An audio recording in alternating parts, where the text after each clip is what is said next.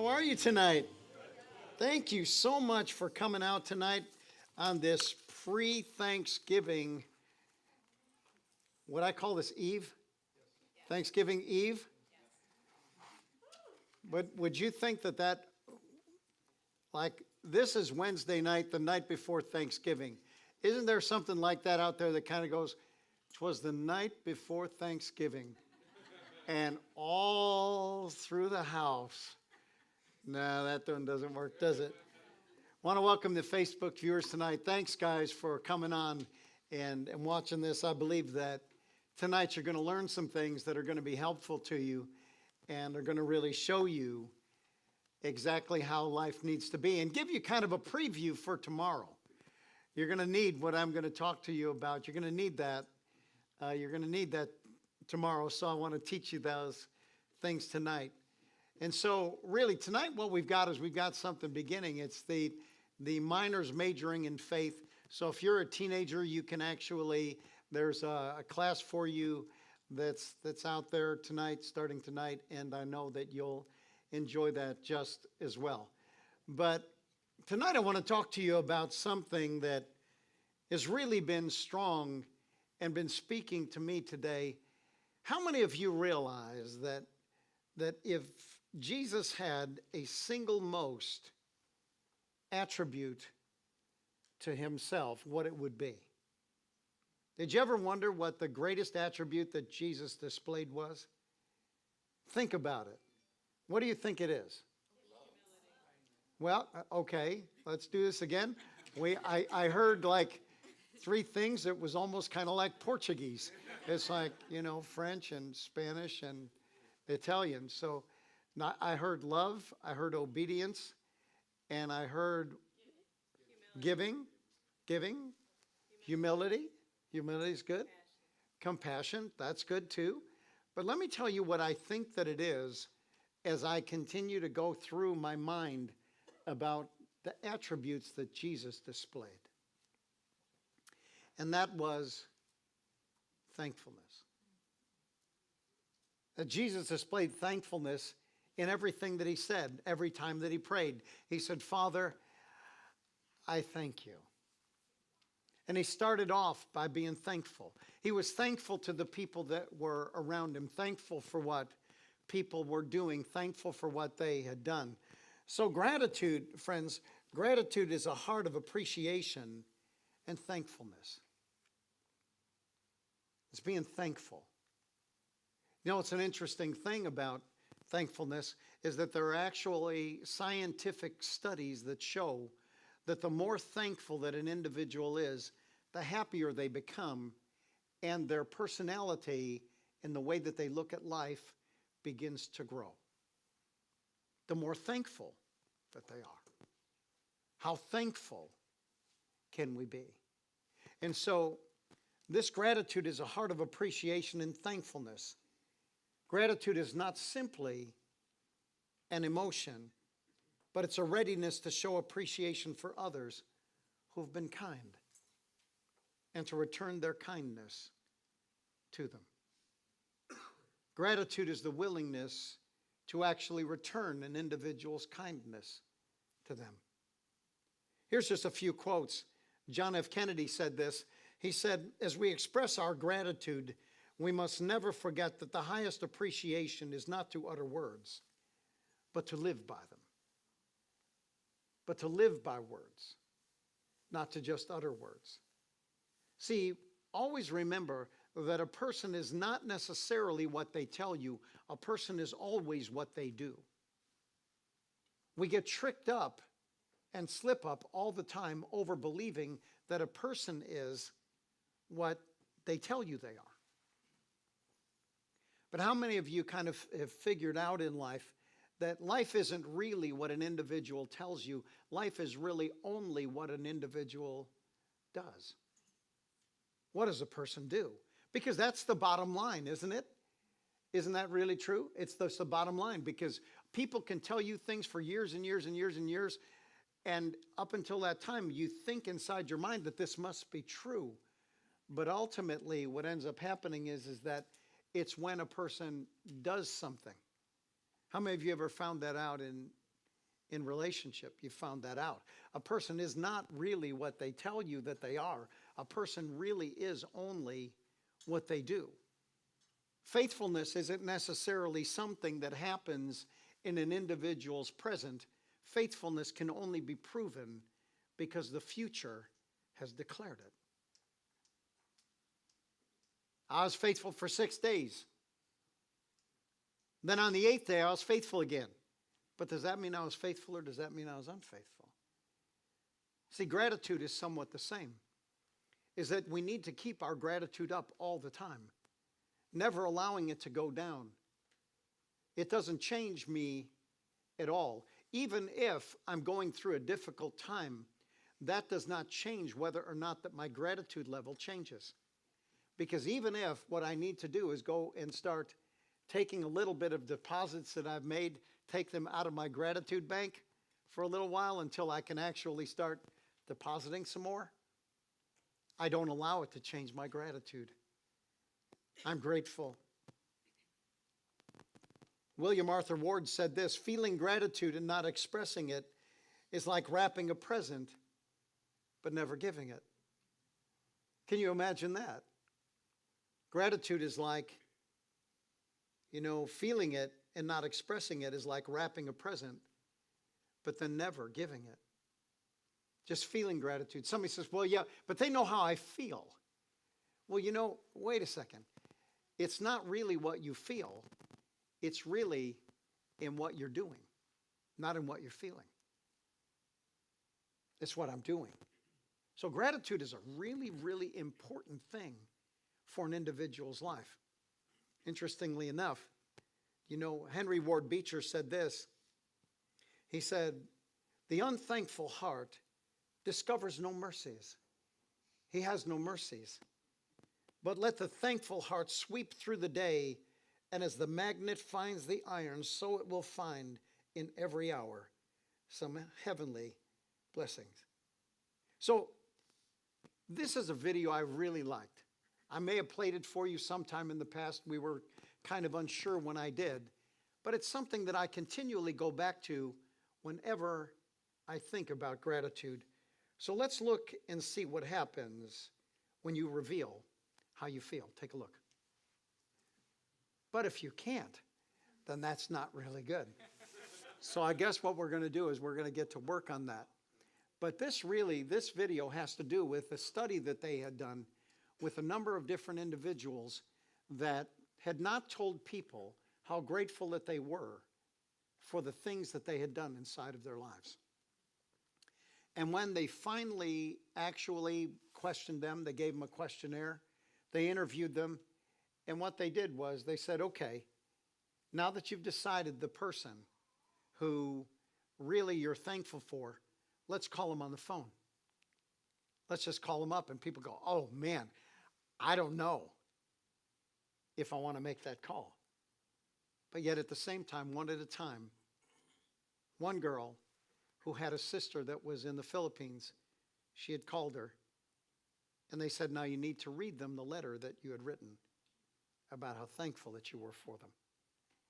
And what ended up happening was that in every case, then there was another young guy who called his mom, was a single mom of two, who was doing everything that she possibly could in order to be able to cause the kids to grow up and to be successful. And he just wrote her a letter and said, Mom, I just want to thank you for all that you have done. Well, let's take a look. I think we've got this thing going now, so let's take a look.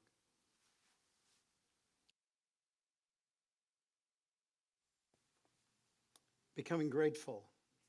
The Hebrew term for gratitude is recognition for the good that another has done for you. Grateful people look forward to helping people that have helped them in the past. In 2 Kings chapter 4, it gives us a story about this Shunammite woman who actually decided that what she wanted to do, because she saw this man of God walking by her house on a regular basis.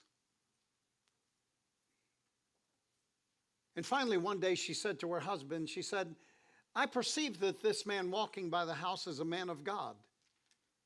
Let us build a room on the side of our house for him upstairs, and all I want to do is I just want to give him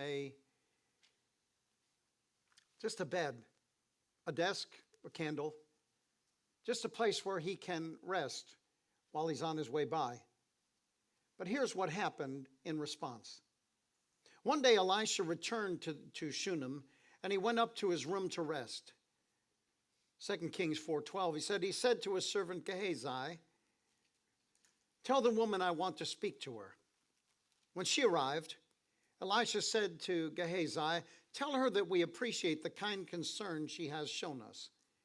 Now ask her what we can do for her. Does she want me to put in a good word for her to the king or the commander of the army?" "No," she replied. "My family takes good care of me." Later, Elisha asked Gehazi, "What do you think that we can do for her?" He suggested that she doesn't have a son and her husband is an old man. You see, gratitude needs to last with us a lifetime. Always remember those who have cared for you at the most difficult moments of your life, at the greatest challenges that a person has. Always remember those that have cared. If you remember when David was about to pass on and about to go and be laid with his fathers to rest, David said to Solomon, his son, he said, "Be kind to the sons of Barzillai of Gilead. Make them permanent guests of the king, for they took care of me." They took care of me. Always take care of them. Always remember them for the kindness that they have shown me. You see, show gratitude not only to those who help you, but also to those who help the ones that you love. If you want to know how to be important to someone, care for the people that they love. In Ruth chapter 2, this man whose name was Boaz had heard all about the goodness and the kindness that she had shown her mother-in-law, to the point to where he said that she was better to this woman than 7 sons could ever be. And so in Ruth chapter 2, beginning with verse number 11, it says, "Yes, I know," Boaz replied, "but I also know the love and the kindness that you have shown toward your mother-in-law since the death of your husband." He said, "I've heard how you left your father and mother and your own land to live here among complete strangers. May the Lord, the God of Israel, under whose wings you have come to take refuge, fully reward you. May he reward you fully." And she said, "I hope I continue to please you, sir. You've comforted me by speaking so kindly to me, even though I'm not as worthy as your workers." At lunchtime, Boaz called to her and said, "Come over here and help yourself to some of our food. You can dip your bread in the wine if you like." So she sat with his harvesters, and Boaz gave her food, more than she could eat. And when Ruth went back to work again, Boaz ordered his young men. He said, "Let her gather grain right among the sheaves without stopping her. And pull out some heads of barley from the bundles and drop them on purpose for her. Let them pick her up and don't give her a hard time." You see, you remember the ones who love the ones that you love. Always. David asked the question. He said, "Is there anyone left in Jonathan's family?" In 2 Samuel chapter 9, beginning with verse number 1, the Bible tells us something interesting. It says, "One day David began wondering if anyone in Saul's family was still alive, for he had promised Jonathan that he would show kindness to them." Notice there that he promised Jonathan he would show kindness to them. And he summoned a man named Ziba, who had been one of Saul's servants, and he said, "Are you Ziba?" He said, the king asked, and he said, "Yes, sir, I am," Ziba replied. Then the king asked him, "Is anyone still alive from Saul's family? If so, I want to show God's kindness to them in any way that I can." In any way I can. I just want to be kind. Because you are always kind, not only to the ones who have been kind to you, but you are always kind to the ones that have been kind to the one that you love. You remember Rabbi Lapin, and he told the story as he stood right here in this very spot, how that it was that when he was younger and he got his first car, he was able to pay for his car, but he just didn't have any money to get it fixed. And it seemed as though that his car was absolutely shot. It was just this old clunker that he bought, but at least it was his own and at least he could pay for it. But one day it just quit working. And his dad told him, he said, take that over to this man's garage. He's a man that's been in the congregation for years. So he took it over to the man's shop, and the man said, well, let me see what I can do with it. He said to him, he said, but maybe you can just check it for me. And as he came back to him, and the car was completely fixed, he said to him, sir, how much do I owe you? And he said, you don't owe me anything. He said, all my spiritual life, your father is taking care of me. I just want to take care of something that your father loves. You see, you need to show kindness. You need to show compassion. Not only to the people that have been kind to you,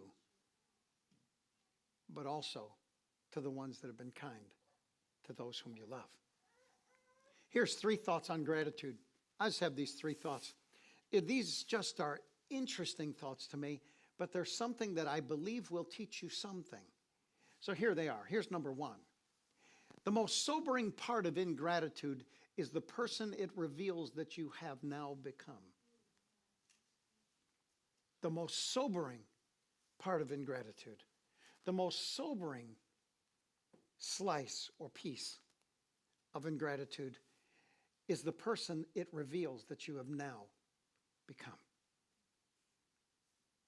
Because you see, everyone seems great until the moment that they become ungrateful.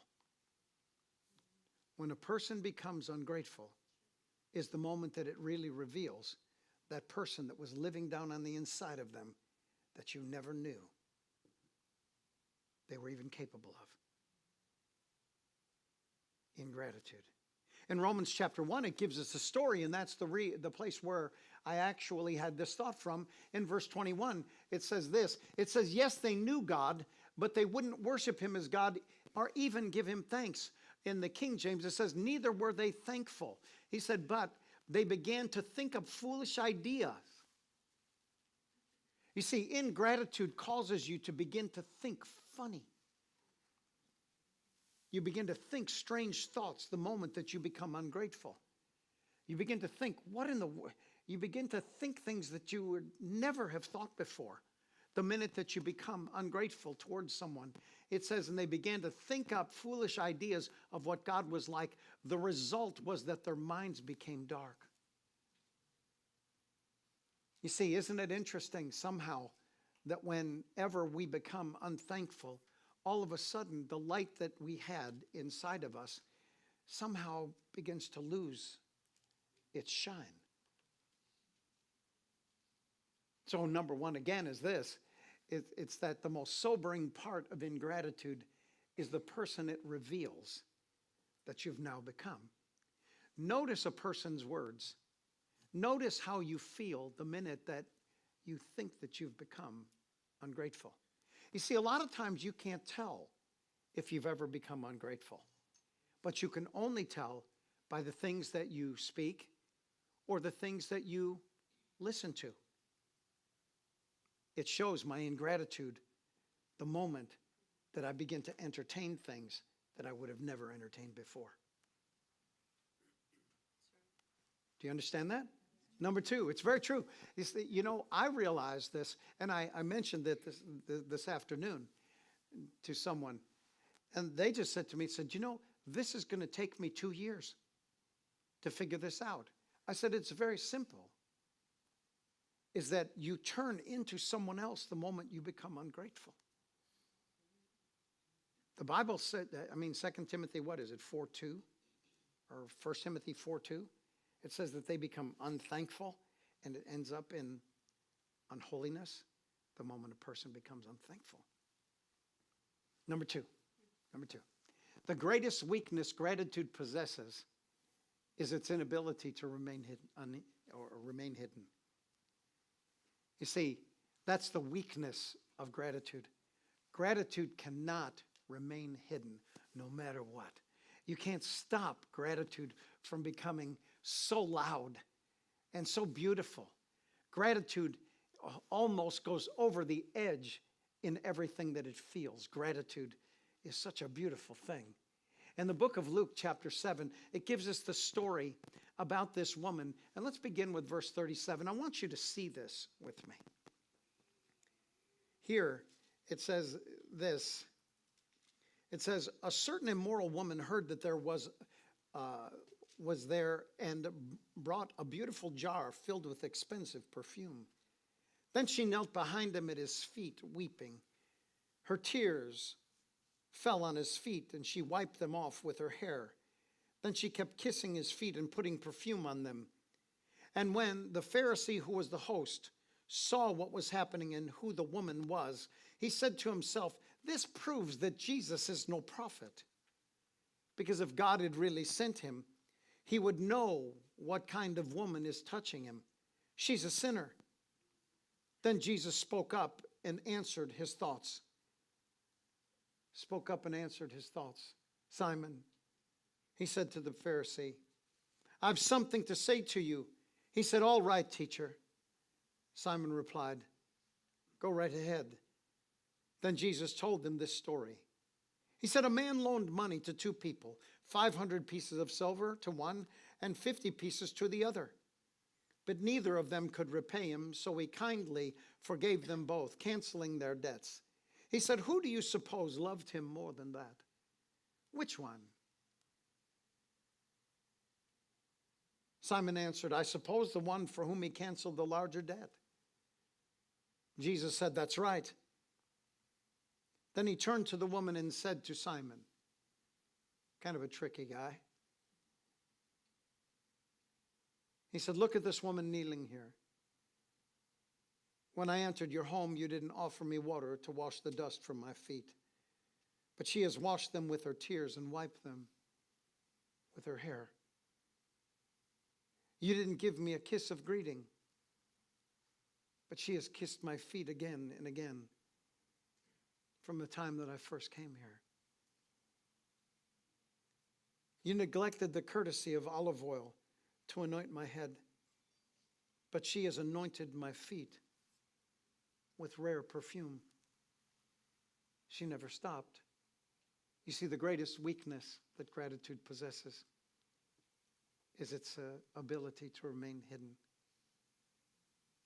or an inability. It has no ability to remain hidden. Gratitude will always show itself. You can change the tenor of tomorrow when you see people and you're thinking there's always going to be some type of challenge during our time together. Always. You can change the tenor of it just by being grateful. Just by being thankful.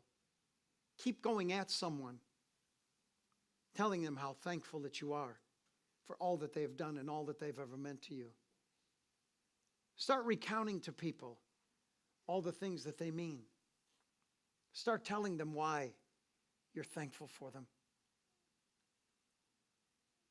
You see, I've had to talk to, I can't tell you how many people over the years who wish that they could actually go back in time and tell people how grateful that they were. Keep it in front of you. Never let it get behind you. Be grateful. Make those calls. Write those texts. Do yourself an email. And always be the person that has the gratitude. Don't use words. Use your actions. And then number 3, lastly, is that never allow the gifts that have been bestowed upon you to ever eclipse the ones who have bestowed them. A lot of times what happens is that as people that have been good to us in life, never allow what they've done for you to ever become greater than they are in your eyes. I know many people in life, and I even mentioned to someone today, people use the term consistently of, make sure you don't spoil your children. How many of you have ever heard that? You've heard, don't spoil your kids, don't spoil your kids. Well, my feeling about that, I think, is somewhat unique in this way, is that the only way that I've ever seen anyone deal with the idea of people not being spoiled is to actually keep from them the very things that people would think would spoil them. So when your kids are growing up, you purposefully don't do things for them that you really could do. So when you're with or in relationship with an individual, you purposefully don't really say and the things that you need to say because, my goodness, you would never really want to be that vulnerable. And so you end up living your life. You're not vulnerable, but you're living your life unfulfilled. And so what ends up happening is that people withhold things from others. But then why didn't God withhold anything from you? When did God ever say that, I'll tell you what, I don't want to spoil you. So really, I'm going to give you purgatory. He never said that. Why is it that we end up thinking sometimes that, God, well, he's different. But when we get into the human game, we tend to think differently. You see, never allow the gifts that have been bestowed upon you to ever eclipse the ones who gave them, the ones who bestowed them. Tomorrow you may see a lot of people that you might want to see or maybe even not want to see. It may just be kind of a responsibility that you have. It's almost kind of like playing baseball and making sure you touch all the bases. And tomorrow's one of those days where you touch all the bases. When the truth of it is, run at it, don't run from it. Be grateful. Lead with your gratitude. Tell people what they mean to you. Don't let them squirm out of it. And don't let them think that there's anything that you want in exchange. Because remember, gratitude or ingratitude always reveals who we are. My gratitude reveals who I am. My ingratitude reveals a person that I pray that I never become. That's so interesting. Do you know, Jesus has given you and I so much.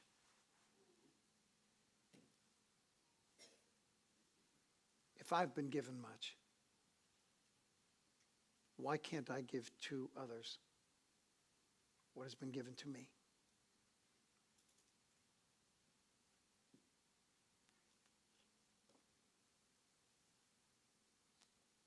There are so many people that need to hear that from you. one of the things that is so important for all of us, no matter where you are, whether here or in Asia that people are watching right now.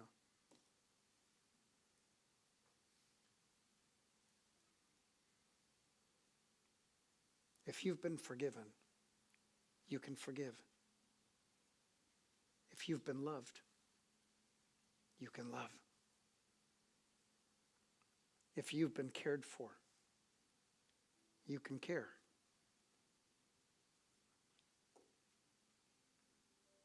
And greater love has no man than this, than he would lay down his life, his time, his direction for someone else.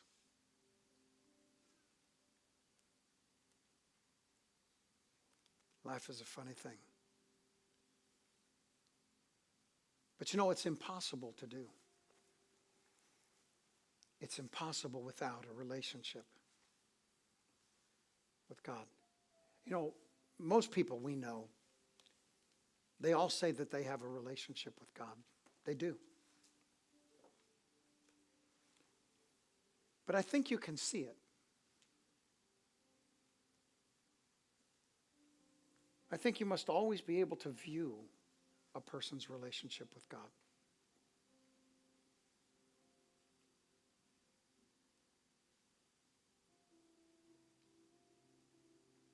Can they see that when they look at you? When they relate to you?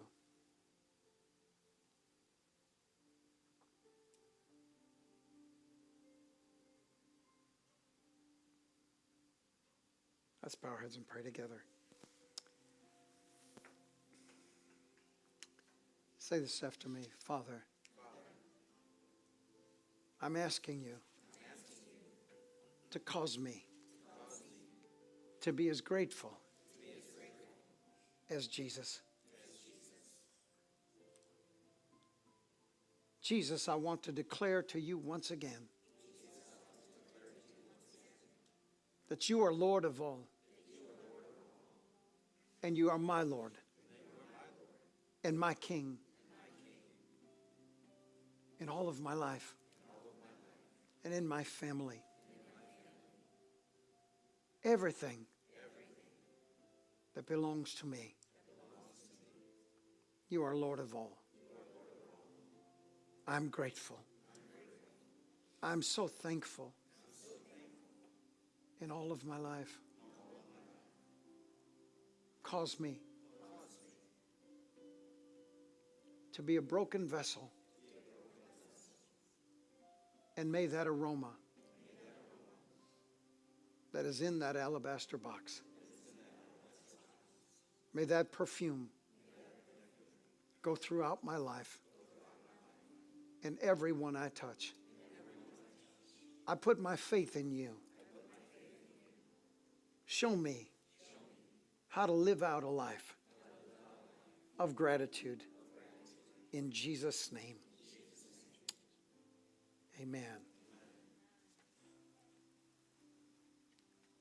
You know, sometimes what happens is that life gets a little hard inside. We kind of are embarrassed. We don't really want to be vulnerable.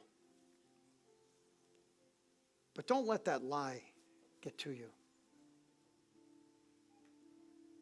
Always live out front.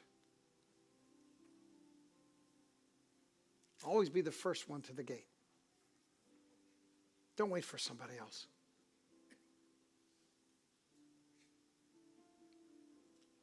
Once you get over that idea that someone can reject your love, you'll be okay. Because gratitude is something that you give. It's not something that has to be received by anybody. You just give it because you're grateful. Say, I'm a grateful person. And from this moment forward, my world will know how thankful I am in every area of life. In Jesus' name, amen. Man, did you get something out of tonight? Wasn't that fun? That was it.